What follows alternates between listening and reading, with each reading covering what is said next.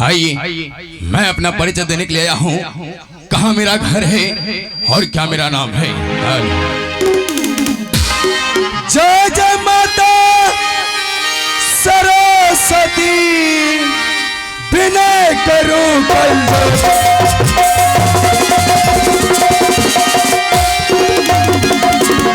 जय जय माता सरस्वती, विनय करूं कलजोर। पद पंकज श्री नाव की माता कंठ विराजे।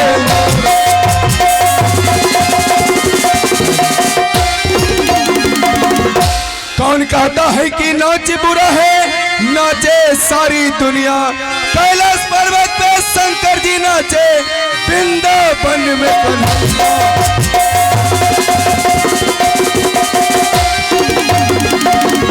हे धर्म रे अल्लाह गई हो बाबूजी।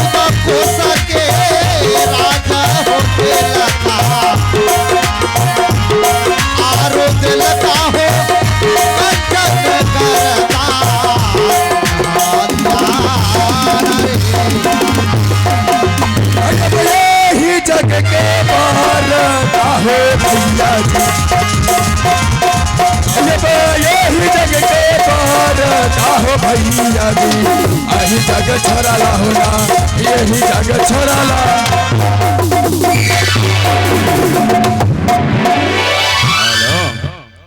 मेरा नाम राजा हिमाचल सिंह है और मेरा घर हिमाचलपुर शहर पड़ता है।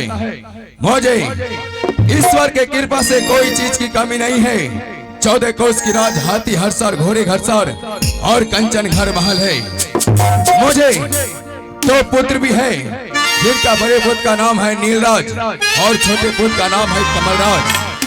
जब मैं अपने बुरे पुत्र का शादी करके इस हिमाचलपुर शहर में लेके आया हूँ, उसी दिन से शहर नहीं बल्कि स्वर्ग बन चुका है और उसका नित्य प्रतिदिन काम है सेवा सत्कार करना।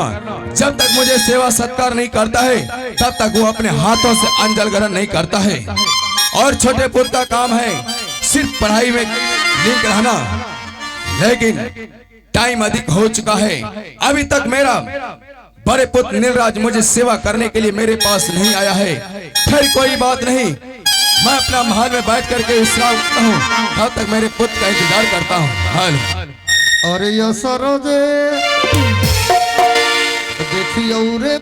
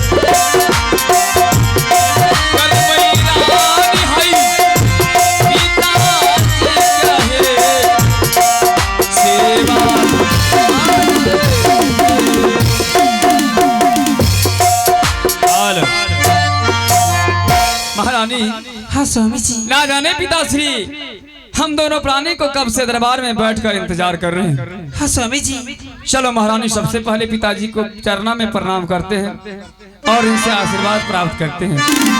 और क्यों नहीं स्वामी जी।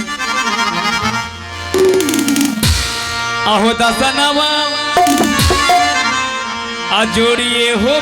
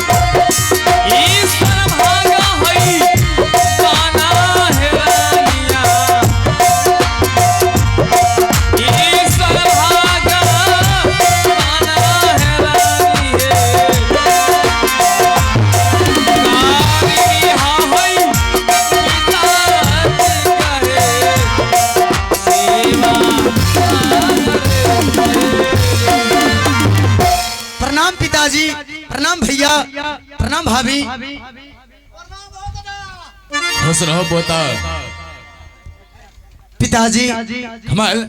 हाँ पिताजी। पहले तुम बताओ कि आज से 10 दिन पहले कहाँ थे और मुझसे मिलने के लिए क्यों नहीं आए थे? पिताजी मैं पढ़ाई लिखाई के चक्कर में आप सबसे मिलने के लिए नहीं आ पाए थे पिताजी।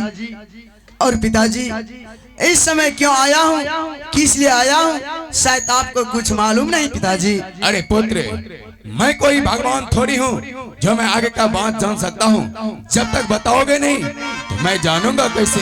पिताजी इस समय आने का कारण यही है कि सुबह होते ही ये राजपाट हम दोनों भाई के नाम से बंटवारा हो जाना। ये तुम क्या बोल रहे हो? 2 भागों में बंटवारा, और आज तुम्हारे मुखारबिन से ऐसी बातें निकल गया। कमल, ये बात तुम्हारे जुबान से अच्छी नहीं लगता है। अभी तुम्हारा उम्र है पढ़ने लिखने का, जाओ अपना महल में बैठ करके पढ़ाई करना। पिताजी ऐसा मैं इसलिए बोल रहा हूँ, जब भी भोले भंगठे इस दरबार में आता हूँ आपके मुखारबिंदों से सिर्फ एक ही शब्द सुनता हूँ, पुत्र चाहिए तो नील जैसा, कमल पुत्र नहीं तो कपुत है। पिताजी नहीं पुत्र, बात ऐसा है कि जब भी मैं बड़े पुत्र नीलराज को 5 रुपया देता हूँ तो वो मुझे इनका कमा करके 50,000 देता है, और जब भी मैं तुम्हें देता हूँ तो ना तो कोई इसका हिसाब मिलता है ना तो कोई इसका ठिकाना। इसीलिए मैं तुम्हें पैसा देने के लिए बंद कर दिया। इसलिए पिताजी कहीं आपको जीते जिए राजपाट हम दोनों भाई के नाम से बंटवारा हो जाते हैं, इससे अच्छा और क्या हो सकता है पिताजी? कमलराज, जब तक मेरे शरीर में सांसें चलता रहेगा तब तक ये 2 भागों में बंटवारा कभी नहीं होगा।